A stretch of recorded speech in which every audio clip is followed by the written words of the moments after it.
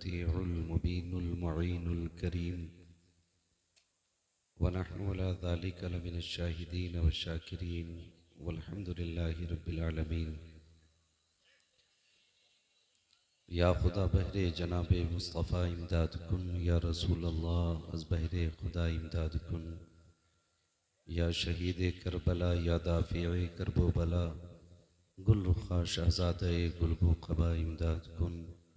गौसे आज़म बमने बेसरो सामा मददे, क़िबले दी मददे काबे ईमा मददे, बगिरदाबे बला उफ्ताद कश्ती, मदद कुन मदद कुन मदद कुन, या मुईनुद्दीन चिश्ती क़ादिरी यमनारे, या गौसे आज़म मीज़नम दमज़ शेख अहमद रज़ा ख़ां क़ुत्ब आलम मीज़नम, बलगल उला बिकमालिही कशफ़त दुजा बिजमालिही, हसनत जमीउ ख़िसालिही सल्लु अलैहि व आलिही।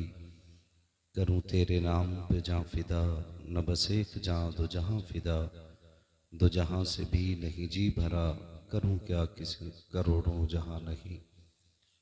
जिसको अपने नबी से जितनी मोहब्बत का दावा हो, कोशिश करें उतनी आवाज़ के साथ रसूल और आले रसूल की बारगाह में दुरूद व सलाम की डालियाँ निछावर कर लें।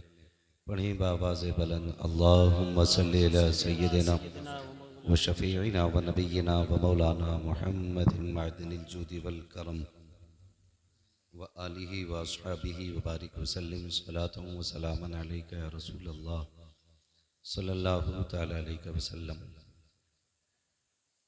अज़ीज़ान मिल्लत इस्लामिया, लाइक़ मुबारकबाद हैं नौजवानान कमेटी, जिन्होंने बड़ी कोशिशों काविशों के बाद इस अजीम महफिल को सजाया। अल्लाह रब्बुल इज़्ज़त सबकी मेहनतों को कोशिशों को अपनी बारगाह में कबूल फरमाए और तमाम नौजवानों को मौला करीम दिन दूनी रात चौगुनी तरक्कियाँ अता फरमाए। मिंबर रसूल पर उलमाए अहले सुन्नत का नूरानी काफ़िला जलवगर है और मैं आपको ये भी बता दूं, ये जो मिंबर शरीफ पर जमात बैठी है, ये ऐसे बाबरकत लोग बैठे हैं कि अगर इनमें से एक बंदा हाथ उठा के दुआ कर दे, बाकी आमीन कह दें, तो अल्लाह बेड़े पार फरमा दिया करता है। बेशक। अभी आपने मुझसे पहले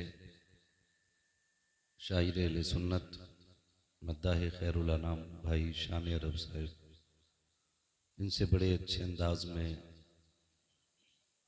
नात व मनक़बत के अशार समात किए और उनसे पहले इस्लाह के हवाले से बड़ी कामयाब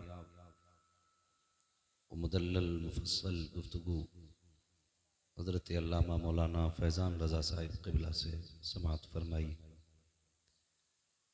अभी आपने देखा कि हमारे और आपके बीच मिंबर रसूल पर हज़रत अल्लामा मौलाना शब्बीर अहमद साहिब क़िबला दामाज़िल्लहुल की आमद हुई और मैं समझता हूँ कि ये सारी कोशिशें आज की महफिल की सदारत फरमाने वाली शख्सियत हज़रत अल्लामा मौलाना फैज़ान रज़ा साहिब क़िबला, जो आप ही की मस्जिद के ख़तीब व इमाम हैं।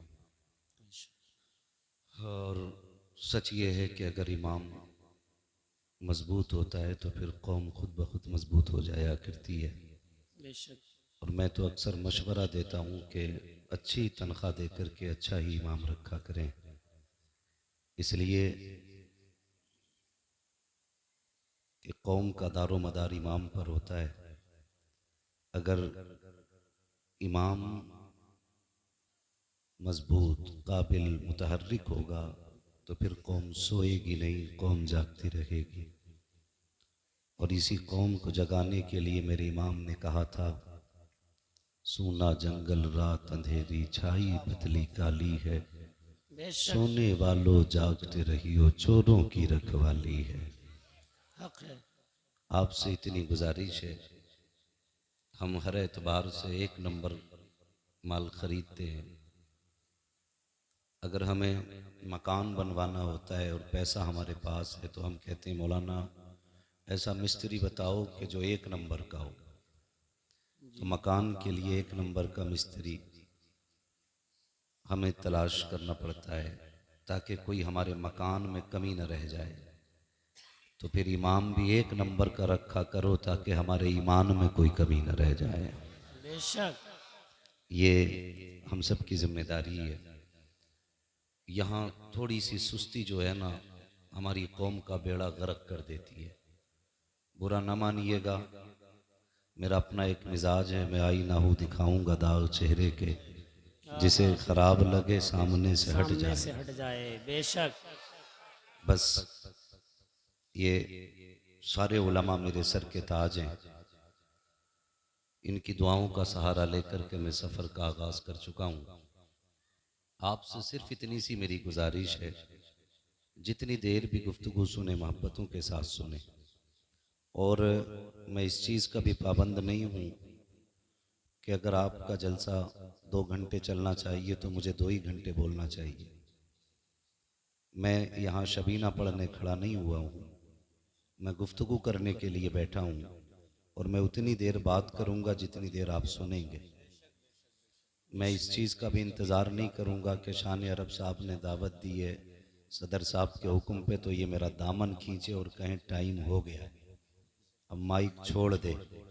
ऐसा नहीं होगा इंशाअल्लाह। हम पलटते नहीं बेजान किताबों के वरक, हम वो पढ़ते हैं जो चेहरों पे लिखा होता लिखा है। होता है। आप बेशक सोने लग जाएंगे तो फिर इंशाअल्लाह समझ लेना तकरीर ख़त्म होने लग गई है। जितनी देर आपको सुनना है कोशिश करें कि मोहब्बतों के साथ सुने। हैरत की बात है, अभी ईद गुजरी है, ज़्यादा वक्त नहीं हुआ, कुछ लोगों के तो अभी ईद के कपड़े भी नहीं उतरे होंगे, जी। है ना। अल्लाह सलामत रखे, आप हमेशा अच्छे कपड़े पहने, ये दुआ है आपके लिए और मेरी नहीं तमाम उलमा की आपके हक में यही दुआ है। अच्छा हजरत, मसला एक ये भी है, बुलाने वाले कब किसके बुलाने से आए और जिसका बुलावा आ जाता है फिर नहीं। वो रुकता नहीं है। तो मैं एक बात कह दूं मशवरे के तौर पे, जो लोग सड़क पे खड़े हैं अगर इसी कबीले से ताल्लुक रखते हैं तो अंदर आ जाएं। और कानून की भी अपनी हदें होती हैं। हमारे कुछ मुखलिस नेताओं की वजह से, उनकी कोशिशों से ये परमिशन है। और ये बार बार कहा भी जा चुका है थाने की तरफ से कि रास्ते में कोई खड़ा ना हो। ये आपसे गुजारिश है, अगर आप तक आवाज़ पहुंच रही हो या तो अंदर आके बैठ जाएं या फिर घर जाके बैठ जाएं, ताकि जलसे के अंदर कोई रुकावट आपकी वजह से पैदा ना हो। अच्छा लगेगा अगर सारे लोग यहीं आके बैठ जाएंगे। मेरा एक मशवरा है और ये एक खबर भी है कि महबूब की महफिल को महबूब सजाते हैं, हक है। आते हैं वही बेशक जिनको सरकार बुलाते हैं। सरकार बुलाते हैं। मुझे बताया गया कि तेवर खास में एक बड़ी मुद्दत के बाद इतना बड़ा जलसा सजाए जी। और ये नौजवान कमेटी की कोशिशें हैं, मेहनतें हैं। मैं तो ये कहता हूँ साल में एक महफिल ऐसी ज़रूर सजनी चाहिए जिसमें हम अपनी कौम की पूरे साल की बुराइयों को इकट्ठा करके उसी दिन एक दिन में पूरे साल का सबक पढ़ा दिया जाए। बेशक बुरा मत मानिएगा, हर कौम के पास उनका टारगेट है, उनका मुस्तकबिल है, उन्हें कल क्या करना है बाज़ाब्ता तौर पर उनका सबक है। लेकिन सिर्फ हमारी कौम ऐसी है जिसके कल का आज नहीं पता है। कल क्या होगा, अरे देखा जाएगा, हमारा यही जवाब होता, देखा जाएगा। तो ये नहीं करना है, हमें अपने उलमा से यही सीखना है कि हमें कल क्या करना है, हमें कल क्या करना है। बड़ी अच्छी गुफ्तगू हुई मौलाना फैज़ान रज़ा साहिब कबिला की, और एक सबक था उसमें यही कि मोहम्मद से वफा तूने तो हम तेरे हैं, बेशक ये जहां चीज है क्या लोहो कलम तेरे हैं। हक है। हमें ये एक सबक अपना याद रखना है और हुजूर की वफा के कितने लवाजिमात हैं वो हमें अपने अंदर लाजिम जरूरी तौर पर पैदा करने हैं। बेशक मैं बस आपसे चंद जरूरी बातें कर लूं। अभी एक पोस्ट देखी, हैरत हुई। ईद के दिन की बात है, कल ईद थी ना, तो कल ही की बात है। एक पोस्ट उसमें किसी ने शेयर की तो लोगों ने बड़ा उसको लाइक किया। उसमें लिखा था कोई कब्रिस्तान वालों से जाके कह दे कि एक बार कम से कम ईद मुबारक कहने आ जाओ। मैं सोचने पे मजबूर हो गया कि इतने लोगों ने इस कमेंट को लाइक किया है। अगर इन्हें कब्रिस्तान वालों से इतना प्यार है, काश इतना प्यार अपने घर में बैठे हुए बूढ़े माँ बाप से हो जाता। बेशक हमारी कौम उन्हें प्यार बांटती है जो कब्रिस्तान चले गए और जो चौखट पे बैठ के प्यार के इंतजार में सूख गए बैठे बैठे। दो बोल उनके लिए हमारी जबान पे नहीं है। मैं सच बताऊं, कई हजार मैसेज व्हाट्सएप के ऐसे होंगे जिसमें लोगों ने ईद मुबारक कहा होगा हमसे, लेकिन हमें इतनी खुशी नहीं कि हमें हिंदुस्तान मुबारकबाद कह रहा है।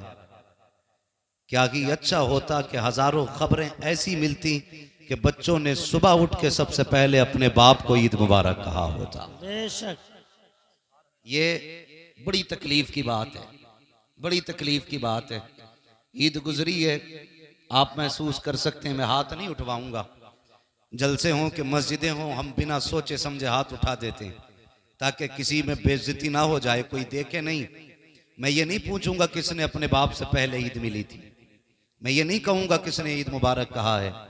इतना जरूर कहूंगा हम में कितने ऐसे लोग बैठे होंगे जो ईद के दिन भी बाप से गले नहीं मिले होंगे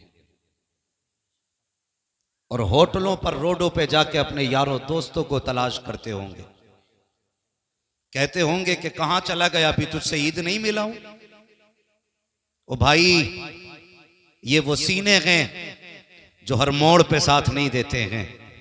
बाप का वो सीना होता है जो हर मोड़ पे काम आया करता है, हर मोड़ पे काम आया करता है। हम अपने यारों की यारियां किस तरह निभाते हैं। खाना खाते हूं, खाली मिस कॉल अपने दोस्त की आ जाए, वहीं लुकमा छोड़ा, हाथ धोए, दौड़ लिए। माने का लाल खाता चला जा, ये खाना क्यों छोड़ दिया? माँ चुप रहे, मेरा यार खड़ा है दरवाजे पे, इंतजार नहीं कराना है। हमने इतनी पक्की दोस्ती निभाई कि हम इनके लिए खाने छोड़ के चले गए। हम इनके लिए एक मिस कॉल देख के भूख की फिक्र हमने नहीं की। मैं पूछना चाहता हूं, वो यार जो मुसीबत में मुंह मोड़ लेते हैं, उनके लिए तुम खाना तक छोड़ देते हो। वो माँ बाप जो जिंदगी औलाद पे वार देते हैं, कभी उनके लिए रात में हमने बिस्तर छोड़ा? सुभान अल्लाह। कभी ख्याल आया? कितनी माओं की कहानी है। लोग कहते हैं अचानक माँ का पैर फिसला, गिरी, मर गई। मैं कहता हूं गौर कर, ये बिला वजह नहीं गिरी है। शायद रात भर प्यास ने इसे तड़पाया हो, इसने तुझे आवाजें दी हो, लेकिन तू बीवी के दुपट्टे में ऐसा मदहोश लेटा हो कि तुझे माँ की एक आवाज तक नहीं आई।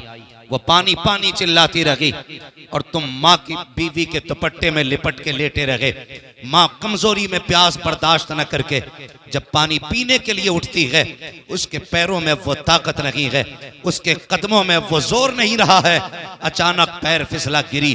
बुढ़ापे की सांसें थी, हल्का सा झटका लगा, सांसों की माला टूट गई, सांसें मोती की तरह बिखर जाती हैं। माँ हमेशा के लिए खामोश हो जाती है। गोद में माँ का सर रख के फोटो खिंचवाने वाले बेटे, माँ की कब्र पे फूल चढ़ाते हुए फोटो खींच करके दुनिया में शेयर करने वालों बेटो, मैं तुमसे पूछना चाहता हूँ, क्या माँ को फूलों की इतनी जरूरत होगी जितनी जिंदगी में माँ को तेरी जरूरत पड़ी होगी? क्या तुम्हें ख्याल तक आया कब्र पे जाकर के दुनिया आंसू बहाती है? 40वें आते हैं, कहते मौलाना माँ की अजमत पे गुफ्तगू कर देना, माँ की शान क्या है बता देना। आज मेरी माँ का 40वां है, मैंने 17 तरह का खाना बनवाया है, 8 जोड़े ला के रखे हैं। देखो तो सही कोई फल तो कम नहीं रह गया है, कोई ऐसी शय तो नहीं है जो मेरी माँ को पसंद हो आज दस्तरखान पे ना हो। हैरत होती है वो यार मरने के बाद इंतजाम करते हो, क्या कि अच्छा होता ये इंतजाम जिंदगी में कर लिया होता, बाप की मर्जी के मुताबिक उसे जिंदगी में खिला देते, खुदा की कसम बरकत भी तेरी हो जाती, जन्नत भी तेरी हो जाती। सुभान अल्लाह। नारे तकबीर, नारे रिसालत, मसलके आला हजरत, शाने आला हजरत मुफ्ती हम्माद रजा मुरादाबादी, मुफ्ती हम्माद रजा मुरादाबादी। नारे तकबीर, नारे रिसालत, अजमते वालिदैन, अजमते वालिदैन। सुभान अल्लाह, सुभान हम अल्लाह। में से कोई ऐसा नहीं जो बिना माँ के दुनिया में आया है। सबको माँ ने जन्म दिया है, सबको माँ ने जन्म दिया।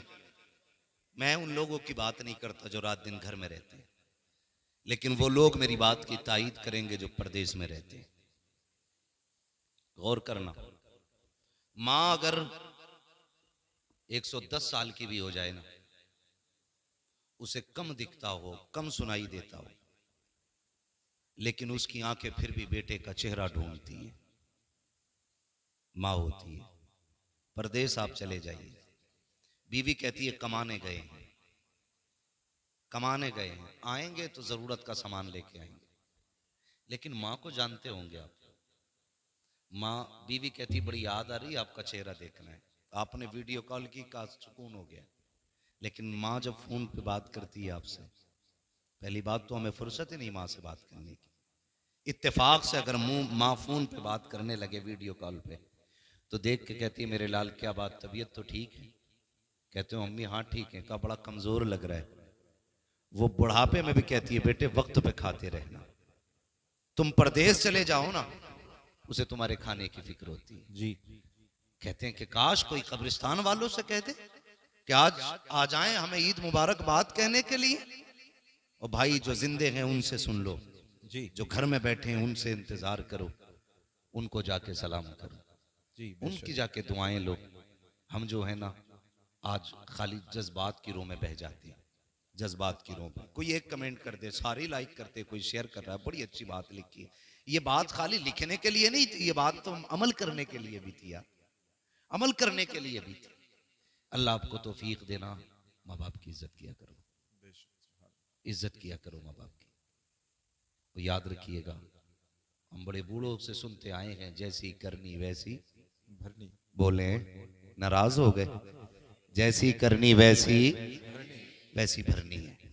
आज तुम बेटे हो, कल तुम्हारे बेटे होंगे जी। आज तुम्हारे बाप हैं, कल तुम किसी के बाप होगे।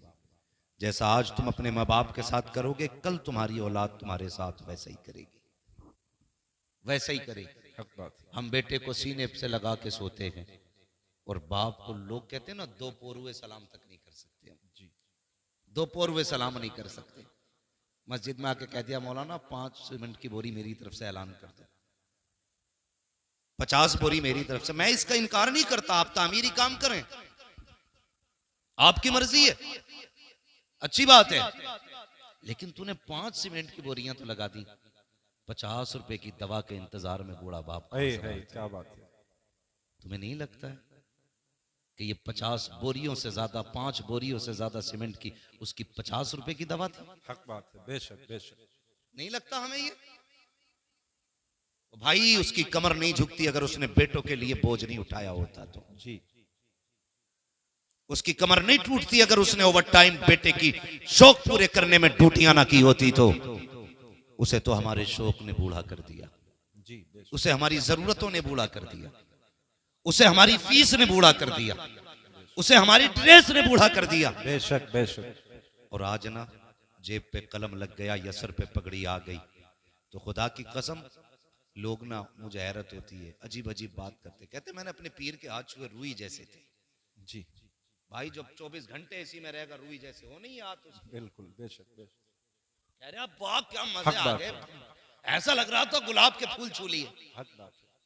बड़ा मजा आया, मैंने बार बार चूमे। मैंने कहा नादान, तेरे पीर ने तो 24 घंटे एसी में गुजारने थे, इसलिए उसके हाथ पैर रुई जैसे हो गए। काश कभी सोते हुए बाप के तलवे देख लिया कर, छे ठेठे पैर के तलवे में होती है। कभी हाथों को बोसा दिया कर और महसूस किया कर इसके हाथ भी गुलाब जैसे नर्म होते। अगर इसने इन हाथों से बोझ न उठाया होता, अगर ईंटों को इसने इन हाथों से नहीं उठाया होता, इसके पैरों में भी ठेठों की जगह पे गुलाब की पत्तियों जैसी नरमी होती। अगर इसने हमारे लिए नंगे पैर सफर न किया होता। तुम ये कहते हो पीर के पैर चूमने से जन्नत मिलती है, मैं ये कहता हूं अगर पैर चूमने के पहले बाप के चूमा करो, इसलिए कि अगर बाप राजी होता है तभी खुदा राजी हो। सुभान अल्लाह। नारे तकबीर, नारे रिसालत, अज़मते मुस्तफ़ा, इस्लाहे मुआशरा कॉन्फ्रेंस, मसलके आला हजरत, शाने आला हजरत मुफ्ती हम्माद रजा साहिब किबला,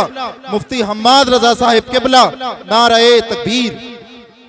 ओ भाई, कभी कंधे दबाया करो, कभी पैर दबाया करो, कभी उसके हाथों को चूमा करो। ये नहीं है तूने आज नए कपड़े पहन लिए तो फिर अब्बा से कह रहा सामने मत आना, मेरी वैल्यू गिर जाएगी। ईद मिलने मुझसे मेरे वीआईपी लोग आ रहे हैं, वीआईपी दोस्त आ रहे हैं। अब्बा आज तुम जरा बैठक में ना बैठना, आज हुक्का हटा लेना वहां से, मेरी शान का मामला है, मेरे कोट पे धब्बा लगेगा। कहेंगे कितना बड़ा बेटा है, बाप इतना बड़ा जाहिल है। नादान, हर महफिल में बाप को पहली कुर्सी दिया करो, बेशक बेशक, सुभान। पहली कुर्सी दिया करो और जमाने को बताया करो मैं कुछ भी बनाऊं ना, इस बूढ़े बाप की दुआओं के सदके में बनाऊं, बेशक बेशक, इस बूढ़े बाप की दुआओं के सदके में बनाऊं।